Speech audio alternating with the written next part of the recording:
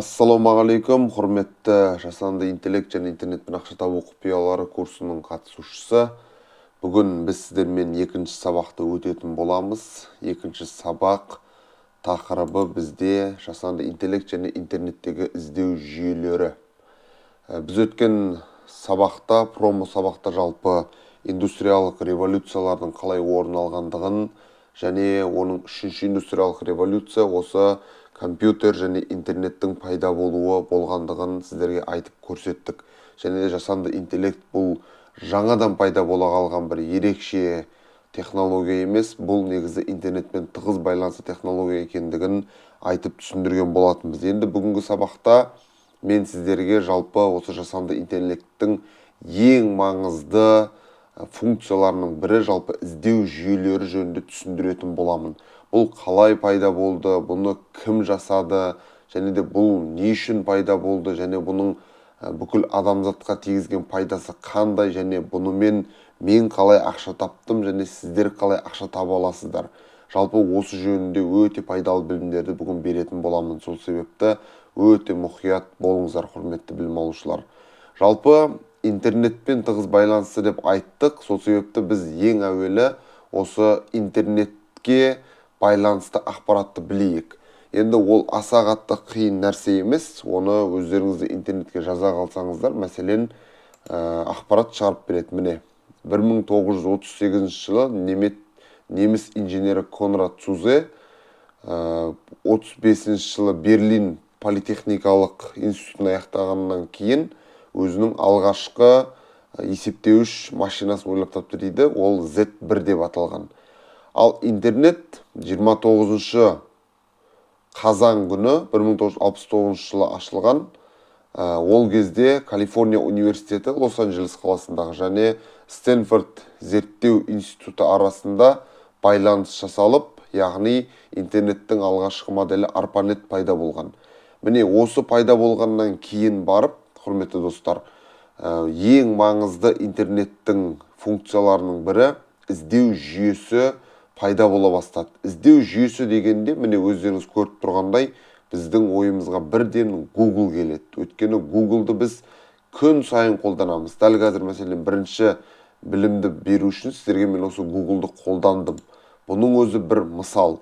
Енді бұның жалпы компьютермен қандай байланысы бар? Өздеріңіз көріп отқандай, бірінші компьютер пайда болған. Және компьютер пайда болғаннан кейін барып, осы интернеттегі іздеу жүйесі пайда болған. Демек, бірінші интернеттен бұрын компьютер пайда болғандықтан, іздеу жүйесі негізінен компьютердің өзінде де орнатылған.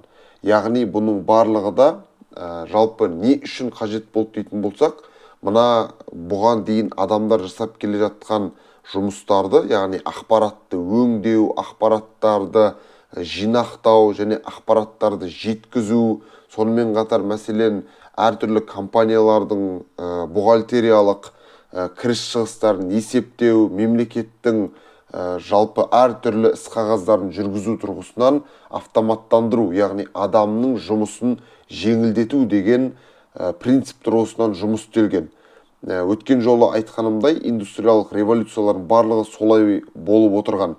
Негізінде ең әуел, мысалы, адам ата Хауа-ананы Алла тағала жаратқаннан кейін, әрбір пайғамбарларға Алла субхана тағала белгілі бір қабілеттер берген. Ондай қабілеттердің арқасында пайғамбарлар жалпы өздерінің қауымдарына үйретіп, сол біліммен бөлісіп, кейін келе қоғамдар дами бастаған. Міне, жалпы осылай дами бастаған кезде аңшылық, терімшілік дәуірі болды. Аң аулады және теріп жеді. Одан кейін барып, мына аграрлық ғасыр келді. Аграрлық ғасырда не істеді? Адамдар егін салды және мал өсіре бастады. Қолдыға малдарды үйрете бастады. Ал одан кейін барып сол ауыл шаруашылығын былайша айтқанда оңайлату үшін әртүрлі жан-жануарларды жаңағы неге жан-жануарларға соқаларды жегіп, сөйтіп жерді жырта бастады. Міне осылай бір сөзбен айтқанда адам өзінің өмірін жеңілдету үшін әртүрлі технологияларды ойлап таба бастады. Аграрлық ғасыр, құлдық дәуірі болды. Құлдық дәуірінде сол адамдар күштілер, әлсіздерді жұмысқа жегіп, өз жұмыстарын жеңілдете бастады. Міне осындай кезеңдерден кейін аграрлық ғасырдан кейін индустриалдық ғасырға келген кезде ең алғашқы индустриялық революция бұл темір жолдың ойлап табуы және бу машинасының өмірге келуі болды. Яғни Англияда алғаш рет бумен жүретін пойыздар ойлап табылған кезде, яғни ана жақтан мына жаққа атарбамен бірталай күн айлап жүрмейді, бу машинамен көмірді жағып отыру арқылы тез арада жеткізетін болды тауарды. Одан кейін екінші индустриялық революция бұл электр жарығы ойлап табылған кезде Томас Эдисонның тарапынан, және де сол кезде конвейер ойлап табылды Генри Фордтың тарапынан. Міне осы кезде тағы да адамның өмірі өте қатты жеңілдеді. Яғни бүкіл өндірістік іс-әрекеттерде конвейермен алдында жеке-жеке құрастыратын болса, яғни конвейерный лента арқылы бірінен соң бірін құрастырып, осылай адамдардың өмірі жеңілдеді. Және де сол кездегі жаңағы электр арқылы деп отқанымыз, мәселен жаңағы бумен жүретін, көмірмен жүретін пойыздар электрді қолдана бастады.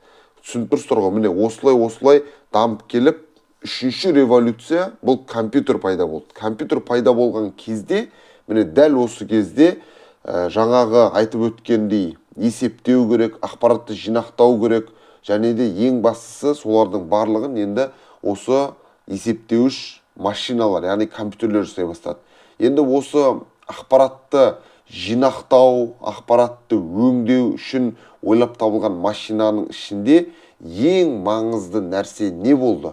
Яғни ақпарат көбейгендіктен, мәселен сіз оған дейін осы батыста, яғни Ренессанс дәуірі кезінен бастап, оның алдында мәселен исламның алтын дәуірі болды. Исламның алтын дәуірінен еуропалықтар үйреніп, қағазды үйреніп, мұсылмандардан қалай шығаруды, сосын барып Ренессанс, Иоганн Гутенберг кітапты ойлап тапты ғой, кітап баспа білдегін ойлап тапты, кітапты мұсылмандар ойлап тапты, ал соны жаппай басып шығаруды Иоганн Гутенберг ойлап тапты, баспа білдегін яғни.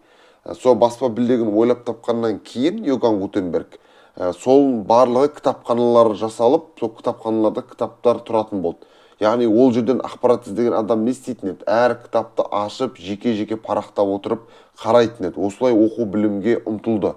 Ал компьютер ойлап табылған кезде сол кітаптардың барлығы жиналып әкеліп бір компьютердің ішіне кіргізілді. Осылайша сол компьютердің ішінен, мәселен міне қазір сіздерге көрсетіп отырмын, осы компьютердің ішінде бүкіл ақпараттар жинақталған кезде бұл компьютер есептейтін болды. Міне мысалы қараңыздар мына жерде. Міне есептегіш, калькулятор бар ішінде. Сонымен қатар бұл компьютер сурет салатын болды. Міне мәселен мына жерде Paint бағдарламасы бар. Міне Paint бағдарламасы сурет салатын болды. Тағы сол секілді компьютер көптеген жұмыстарды жасай бастады. Яғни адамдар бұған дейін жаңағы қаламмен параққа жазып, одан соң кітаптан ақпарат іздеп жүрсе, енді оның бәрі қажет болмады, оның барлығы компьютерде болды. Компьютер енді бір өзі бір кітапхана болғандықтан, енді бұның ішінде көптеген ақпараттар бар. Сіз оны қалай табасыз? Сіз оны табу үшін сізге іздеу жүйесі керек болады. Сол кезде барып, міне интернеттегі іздеу жүйелері пайда болды. Ол бірақ интернетте емес, бірінші компьютерде пайда болды. Міне, қазір сіздерге көрсетейін.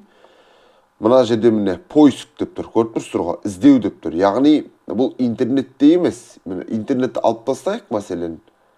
Интернетті алып тастаған күннің өзінде ол тұр, міне. Көрдіңіздер ғой. Интернетті өшіріп тастасақ та Wi-Fi-да. Мына жерде ол тұр, міне. Осы жерге басамыз, міне ішінде көптеген бағдарламалар тұр ғой, мәселен. Көптеген бағдарламалар тұр, көптеген әртүрлі ақпараттар бар, мәселен, ішінде. Енді осы жерден, мәселен, біз не істейміз? Өзімізге керек бір ақпаратты іздейміз. Мәселен, кітап деп жазатын болсам, мен міне жасанды интеллект кітап деп маған компьютердің ішінен, яғни есептеуіш машинасының ішінен ақпарат тауып береді.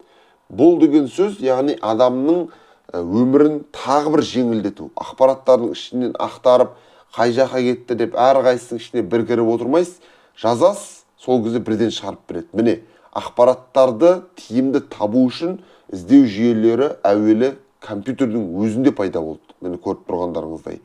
Және одан соң барып, мысалы мына жерде міне iStart дейді, бұл жерде де іздеу жүйесі бар мәселен. Міне, көрдіңіздер ғой. осылай жазатын болсаң, бұл жерде де іздеу жүйесі бар.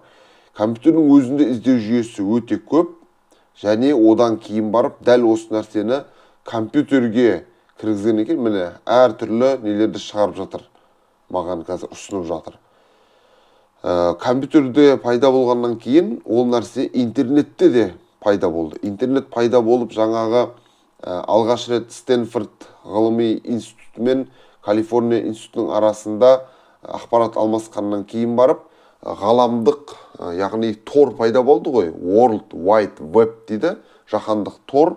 Сол кезде бүкіл жаңағы интернеттің кабельдері арқылы, IP адрестер арқылы ақпараттар алмаса бастаған кезде, енді ол бір компьютерде емес, бір компьютерден екінші компьютерге ол ақпаратты жіберетін болды. Яғни бір компьютердің ішінен ақпарат табу оңай емес екенін түсініп тұрсыздар, жаңағыдай іздеу жүйесі тұр міне компьютерде.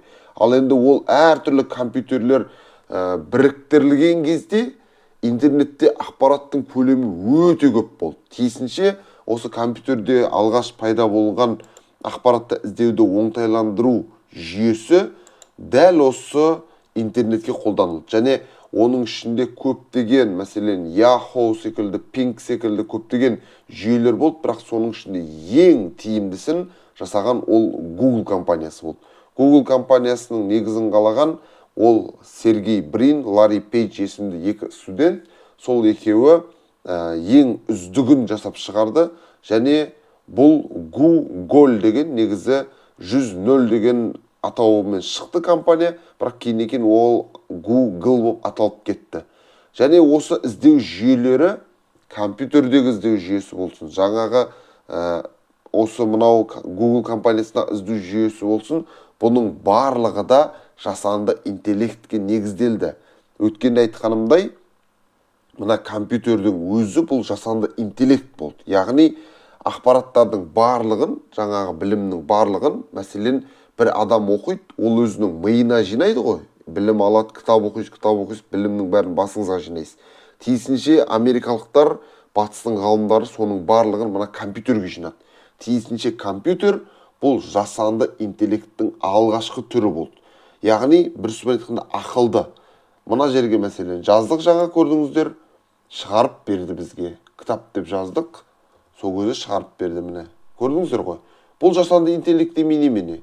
Бұған тапсырыс бересің, бұл орындайды. Алдағы уақытта жасанды интеллектті тереңірек зерттеген кезде сіздер оны түсіне бастайсыздар. Міне, бұның өзі жасанды интеллект. Яғни адамнан мәселен сұрайтын еді, орта ғасырларда ұстаздардан. Ұстаздар айтып беретін еді. Дәл сол секілді компьютерге жазасыз, сұрадыңыз, яғни ұстазыңыздан, компьютер ұстазыңыздан, компьютер сізге шығарып берді. Міне, бұл яғни жасанды интеллекттің алғашқы түрі болды. Одан кейін ол әртүрлі компьютерлер жинақталып келген кезде, мына бір компьютердегі жасанды интеллект емес, енді ол жаһандық жасанды интеллектке айнала бастады. Тиісінше мына Google секілді бағдарлама, яғни компания әрі бағдарлама, сайт қой былайша айтқанда, Google компаниясының сайты, бұл жасанды интеллекттің компьютерден кейінгі жетілдірілген түрі болды. Түсініп тұрсыздар ғой. Тиісінше Google іздеу жүйелерінің ішіндегі ең үздіктерінің бірі. Міне өздеріңіз білетіндей, англо-русский переводчик деп іздейміз, англо-русский переводчикті шығарып береді.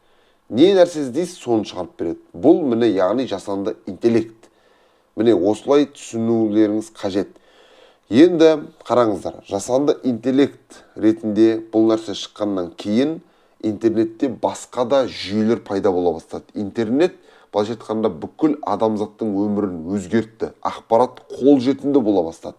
Енді қараңыздар, тек қана Google емес, мәселен орыстар американдықтармен әрдайым бәсекелес қой олар. Сол себепті олар өздерінің іздеу жүйесін интернетте жасап шығарды. Ол қалай болды? Ол өздеріңіз білетіндей, бәлкім біразыңыз қолданатын да шығарсыздар. Яндекс деген іздеу жүйесі бар мәселен. Яндекске кіреміз. Яндекске кіреміз. Бұл да Google сияқты қазір ашылады. Міне қараңыздар. Көрдіңіздер ғой? Міне мынамен мынаның қандай айырмашылығы бар? Міне мынау Google іздеу жүйесі, мынау Яндекс іздеу жүйесі. Дәл осы сияқты Қытайларда да өзінің іздеу жүйесі бар. Көріп тұрсыздар ғой. Яғни осы екі компания мысалға алатын болсақ, бұл жерден сіздер қалағандарыңыз табасыздар. Мысалы, Қазақстан деп іздейік. Қараңыздар, қазір жасанды интеллекттің бір сіздерге тағы бір несін көрсетейін. Бұл мысалы қараңыздар. Мен КАЗ деп жазсам, міне КАЗ деп жаздым. Арға ештеңе жазған жоқпын. Казахско-русский переводчик, Казспорт программа, казначейство, клиент қазына салық, казахские орнаменты, Казавтожол, КАЗдан басталатын ең көп ізделген нәрселерді маған шығарып беріп отыр Яндекс. Көрдіңіздер ғой? Гуглда да сондай. Мысалы, Рос десек, міне, Россия, Ростелеком, Росреестр, Ростельхозбанк, Росбанк, міне, көрдіңіздер ғой? Ростан басталатынның бәрін шығарып берді. Бұл не? Бұл жасанды интеллект. Көріп тұрсыздар ғой? Яғни интернеттің өзі бұл жасанды интеллект, құрметті достар, құрметті білім алушылар. Міне, Яндекске де солай жаздық, солай шығарып берді. Міне, яғни жасанды интеллект пен интернеттің бір-бірінен айырмашылығы жоқ деген осында жатыр, құрметті білім алушылар. Осылай іздеу жүйелері пайда болған кезде жасанды интеллект пайда болды деп айтсақ болады. Одан бұрын, яғни компьютер пайда болған кезде де жасанды интеллект пайда болды. Яғни оған дейін енді кітаптардан адамдар оқып өздерінің миын алса, бұдан кейін сол бүкіл кітапхананың біріктірілген түрі осы есептеуіш машинасы пайда болды дедім жаңа. Неміс инженері ойлап тапты. Содан кейін барып, міне осылай жазасыз, ол сізге ақпаратты шығарып береді. Түсініп жатсыздар ғой? Яғни бұл енді күннен күнге жетілдіріліп жатыр. Оның барлығымыз келесі кешіріңіздер сабақтарда Алла бұйыртса сіздермен бірге өтетін боламыз. Енді қазір біздің сабағымыз негізінен іздеу жүйесі. Сол себепті осы іздеу жүйесі тұрғысында сіздерге кеңірек ақпарат берейік. Енді іздеу жүйесінің артықшылығын көрдіңіздер. Кез келген ақпаратты іздеуге болады. Мәселен, міне Россия деп іздейміз. Интерді басып қалсақ, Россия мемлекеті жайлы көптеген ақпараттар шығады. Міне фехтовальщики из России меняет паспорта, Международный суд ООН рассмотрит иск Украины к России, Казахстанский футбольный федерация сделала заявление о матче Казахстан-России. Ресейге қатысты ақпараттар шыға келді міне. Көрдіңіздер ғой? Осы іздеу жүйелері, құрметті достар, жасанды интеллекттің баласындай деп айтсақ, еш қателеспейміз. Одан кейінгі. Енді осы іздеу жүйелеріне байланысты бізде келесі жасанды интеллект пен интернеттің әр түрлі технологиялары көрсетіле беретін болады, құрметті достар. Сонымен бұл сабақта мен сіздерге осы жасанды интеллект және іздеу жүйелері интернеттегі сол жөнінде түсіндірдім, көрсеттім, қалай пайда болғандығын, не үшін пайда болғандығын. Енді міне осы интернетпен осы жасанды интеллекттің іздеу жүйелерімен мен қалай ақша таптым, оны сіздерге мен алдағы сабақтарда түсіндіретін боламын. Қарапайым мысалмен айтқанда, сіздердің қолдарыңызда әлемнің кітапханасы тұр. Құрметті достар, өздеріңіз көз алдарыңызға елестетіңіздерші. Бұл орасан зор мүмкіндік.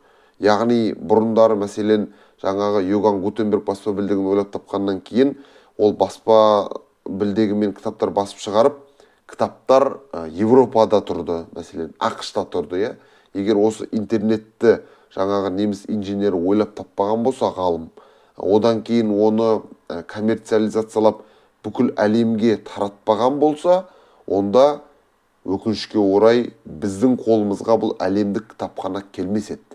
Оны міндетті түрде біз Европаға барып, рұқсатын алып, кілтін алып, сол жақтың басшыларынан рұқсат алып, сандалып, сол жақтың университеттеріне барып оқып, кітапханаларына кіріп оқып, кітаптарды парақтап отырушы едік. Ал қазір компьютер сатып аласыз, қолыңызда әлемнің кітапханасы бар.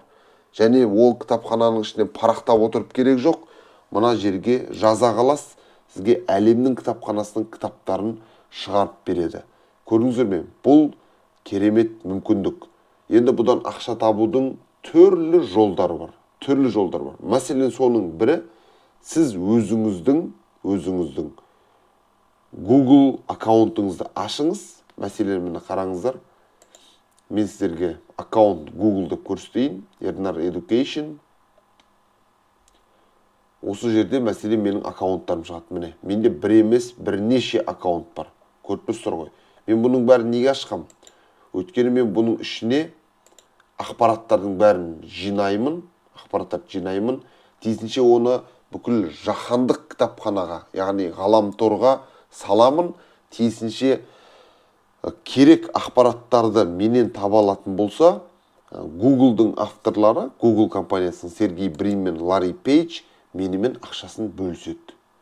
Міне көрдіңіздер ме? Яғни интернетпен ақша табу өткен сабақта, промо сабақта мен сіздерге көрсетіп өттім ғой. Қалай мен интернетпен ақша таптым, монетизацияладым, яғни өзімнің білімімді. Бұл жерде бүкіл әлемнің білімі бар дегенмен, әлемде әртүрлі тілдер бар, құрметті достар. Сол себепті, мәселен, орыс тілінің адамдары Яндексті жасады, іші орысша ақпаратқа толы. Ағылшындар негізінен Google-ды жасады, іші көбінесе негізінен ағылшын ақпараттарға толы. Ал біз қазақтар бұндайды жасай алмадық, бірақ осы Google-ды пайдаланып, біз ақпараттарды сала беретін болсақ қазақша, біздің қандастарымыз көреді. Тиісінше сіздер осы курстан білім алып отырсыздар, яғни өздеріңіздің білімдеріңізді бөлісу арқылы басқа қандастар көреді, сол арқылы сіздерге Google компаниясы өздерінің ақшасын бөліседі. Өйткені сіздер Google-дың да дамуына көмектесесіздер, әрі өздеріңіз де ақша табасыздар, әрі басқа адамдардың да дамуына көмек бересіздер. Енді және сонымен қатар тек қана ол ақпаратты енді бөлісу емес, мәселен, менде білім жоқ деген айтуы мүмкін адамдар, ешқандай қиындығы жоқ. Тіл білсеңіз болды, орысша ақпарат аласыз. Мәселен, Иран жайлы іздейміз. Мәселен, Иран мемлекет жайлы ақпарат аламыз. Жаңалықтарды оқимыз. Сөйтеміз де, не істейміз? Мынаны аламыз да, мына жақта аккаунтты аламыз. Сөйтеміз де, сол аккаунтымыздың ішіндегі, мысалы мынау менің аккаунтым, және мынау менің сол аккаунтымның құралдары. Міне, Google Поиск, Google Карта, YouTube, Google Play, Новости, Почта, Meet, Чат. Міне, осылар арқылы мен мәселен не істеймін? Ақпаратымды бөлісемін. Және бұл енді келесі сабақта айтылады. Яғни ұсыну жүйелері деген нәрсе бар. Интернеттегі ұсыну жүйелері дейді. Дәл сол сабақта тереңірек енеміз және ақша табудың тереңіне қарай сүңги бастайтын боламыз, құрметті достар. Іздеу жүйелері арқылы ақпаратты алдық, енді оны ұсыну керек қой. Міне осы жерде біз сабақты аяқтаймыз. Келесі сабақта сол ұсыну жүйелеріне біз бірге өтетін боламыз, құрметті достар. Сонымен екінші сабақ кешіріңіздер. Жасанды интеллект және интернеттегі іздеу жүйелері сабағымызды аяқтаймыз. Сау сәлеметте болыңыздар және тестті тапсырып, өздеріңіздің білімдеріңізді тексеріңіздер, Алла бұйыртса, және келесі сабаққа тағы да үлкен ынтамен дайын отырыңыздар. Ассаламу алейкум ва рахматуллахи ва баракатух.